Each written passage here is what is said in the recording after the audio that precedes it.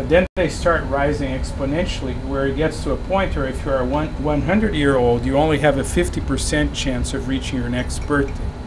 So the reason for that exponential increase in mortality is because aging is associated with many different processes that eventually lead one to death. So if you are lucky enough to avoid something, let's say heart disease, chances are that in a few more years something else will get you. So it just shows the complexity of studying this as a biological process. It's probably as complex as studying development.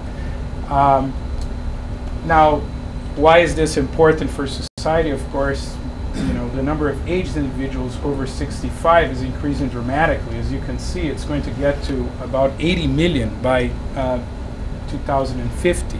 So clearly, this is a very important process to study. Now, there's many different aging theories. I'm sure you're familiar with some of them.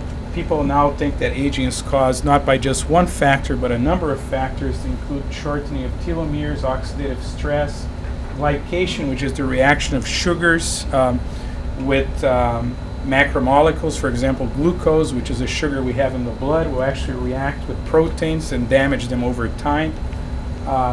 This differentiation is the idea that cells are programmed to do something during development, but that with time they lose the ability to follow that program. Then there's other theories: membrane dysfunction, impaired protein synthesis, and autoimmunity, and several others. I just gave you some of the more important ones. Now, in terms